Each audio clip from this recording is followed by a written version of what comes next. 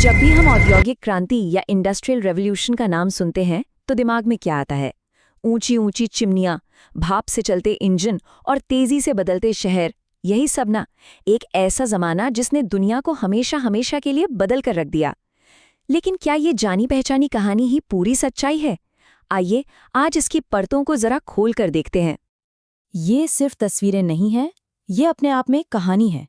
एक तरफ है सदी का उदय, जिसमें एक देवी जैसी आकृति जिसके हाथ में नई सदी का झंडा है, वो प्रगति यानी प्रगति की दूत बनी हुई है, और उसके पीछे रेलवे, कैमरे और कारखाने हैं। और दूसरी तरफ दो जादूगर वाली तस्वीर है। इसमें पूरब के अलादीन की तुलना पश्चिम के एक मॉडर्न मैकेनिक से की गई है, जो अपने औजारों से बड़े बड़े पुल और ऊंची इमारतें बना रहा है। साफ संदेश था, भविष्य तो मशीनों का है, टेक्नोलॉजी का है। लेकिन क्या कहानी बस इतनी ही सीधी थी? क्या औद्योगिकरण का मतलब सिर्फ धुआं उगलते कारखाने और नई नई मशीनें ही था? या फिर इस चमक दमक के पीछे कोई और ही ज्यादा उलझी हुई हकीकत छिपी थी? इस कहानी को सही से समझने के लिए हमें थोड़ा सा टाइम में पीछे चलना होगा, उस दौर में जब कारखाने बने भी नहीं थे।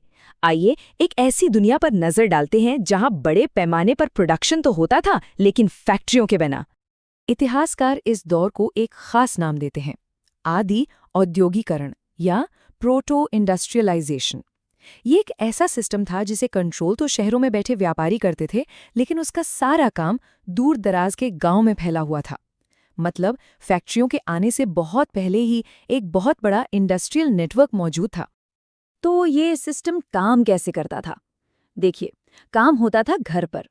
पूरा का पूरा परिवार, बच्चे, औरतें, मर्द सब मिलकर प्रोडक्शन में लगे होते थे। इससे किसान परिवारों को खेती के अलावा कमाई का एक और जरिया मिल गया। और अच्छी बात ये थी कि उन्हें अपना गांव भी नहीं छोड़ना पड़ता था। और ये पूरा सिस्टम ना बड़ा ऑर्गेनाइज था। व्यापारी ऊन खरीदता, उसे कताई करने वालों तक पहुंचाता, फिर वहां से जो धागा मिलता उसे बुनकरों के पास, और फिर रंगसाजों के पास ले जाया जाता था।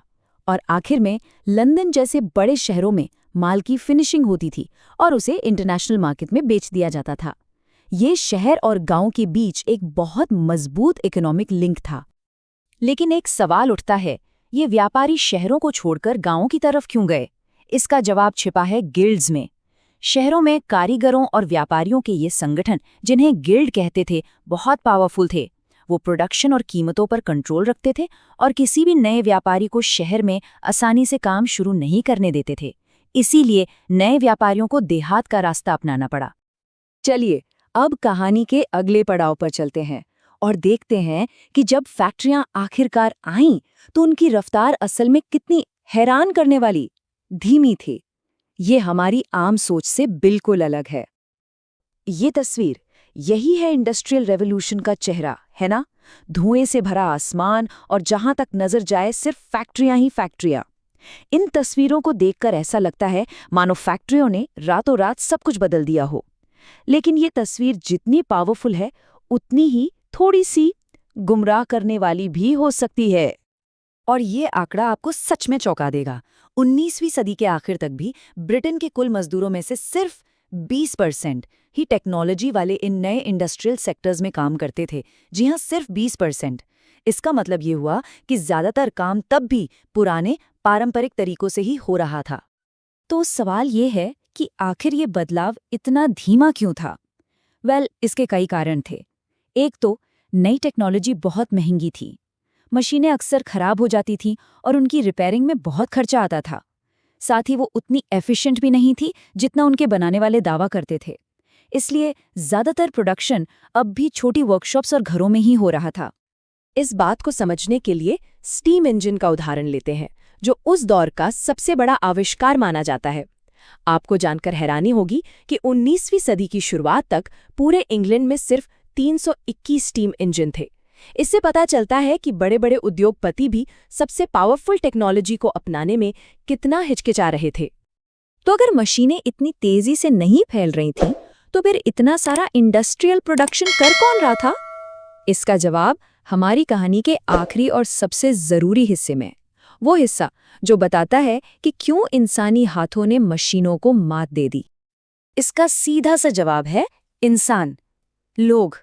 विक्टोरियन ब्रिटेन में काम करने वालों की कोई कमी ही नहीं थी। गरीब किसान और बेरोजगार लोग काम की तलाश में बड़ी संख्या में शहरों की तरफ आ रहे थे। और जब मजदूर इतने ज्यादा हों तो उनकी मजदूरी अपने आप कम हो जाती है।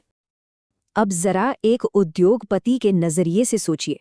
एक तरफ थे सस्ते मजदूर जिन्हें आप जब चाहे काम पर रख सकते थे, और दूसरी तरफ थी महंगी मशीनें जिनमें एक बार में ही बहुत सारा पैसा लगाना पड़ता था।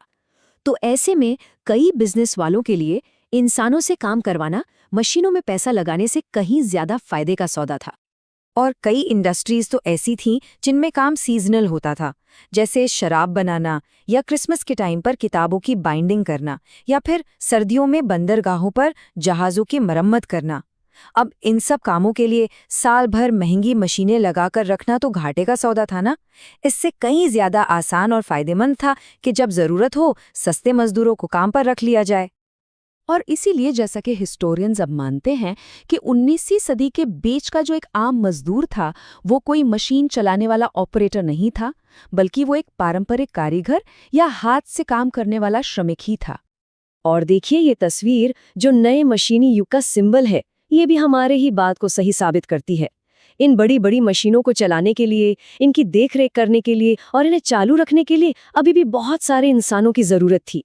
मशीनें इंसानों की जगह नहीं ले रही थी, बल्कि मशीनों को चलाने के लिए इंसानों की जरूरत थी। तो ये पूरी कहानी हमें एक बहुत बड़े सवाल पर लाके छोड़ देती है। अगर इतिहास की सबसे बड़ी औद्योगिक क्रांति भी असल में इंसानी मेहनत पर इतनी ज्यादा निर्भर थी, तो आज जब हम ऑटोमेशन और आर्टिफिशियल इंटेलिजेंस की बात करते हैं, तो उस बदलाव को हमें किस नजरिए से देखना चाहिए, इस पर सोचिएगा जरूर।